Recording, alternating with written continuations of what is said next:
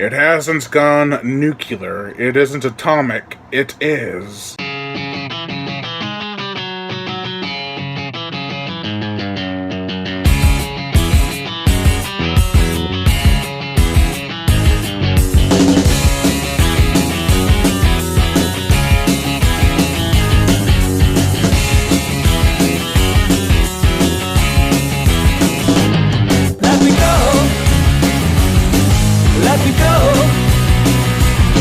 Toxic Shark. From first-time director Cole Sharpay comes a worthwhile effort in the killer shark genre. The plot. On an island retreat in Puerto Rico, things are going swimmingly. That is until the water surrounding the area seems to be doing some weird things like corroding boats, providing horrific test results, and, oh yeah, mutating a shark, a great white, or maybe a mako, or both, who knows?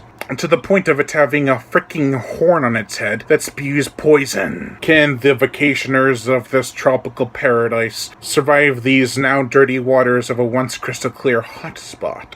Definitely my third favorite movie of Sharknado Week 2017. Not quite as awesome as Five-Headed Shark Attack, or as fun as Trailer Park Shark, but still, it has some good entertainment to offer. For a $500,000 budget, there are some great CG shots of the shark. Speaking of the shark, this beast is freaky looking. The teeth and yellowish skin are the stuff of frickin' nightmares. At first I thought it was a tiger shark, but I didn't notice any stripes. Its teeth are more mako, but its appearance is definitely great white. I read that the shark shot acid from the horn on its head at people, but then I saw the movie, and it turns out it is poison. Which does make more sense because people get sick off the stuff. If it was acid, they wouldn't be lying on a bed sick, they'd be lying in a puddle dead. Two of the problems I had with this movie revolve around the ill vacationers. For a majority of their screen time, they start freaking out and saying nonsensical things, mostly things from their childhood, and then they turn into cheap zombies. No, there is not any grotesque makeup. They just look a little tired and red-eyed. The official zombie scenes take up like 5 minutes total of the movie. The rest is just shark attacks, which I was fine with because I don't particularly like zombies in my shark movies. The acting is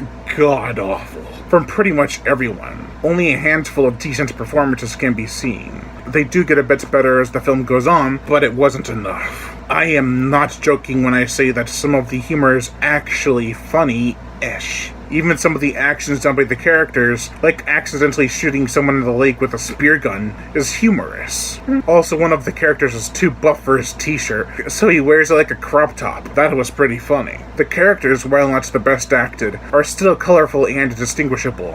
One subplot I could have done without, though, is the love story between the ex-couple, whom miraculously end up on the island together and do certain activities much to their dismay. Their constant bickering was even more terrifying than the owner of the retreat. Reese, played by Eric Attaburi, is the typical self-centered anti-hero. He'd rather risk everyone else than himself. However, I do feel he gets his comeuppance way too early, and not in a violent enough way. Although the camera shots they use for the death is pretty inventive. An aspect that they utilized really well to make this movie awesome are the aerial shots. This location is beautiful, so why not show it off? The gore, the effects. This film doesn't shy away from the gruesome mutilations via shark attack. Limbs are severed, people are horrifically swallowed, bits in half, and ripped to shreds. I do wish the toxic shark sprayed acid instead of poison. There didn't need to be freaking zombies in this movie.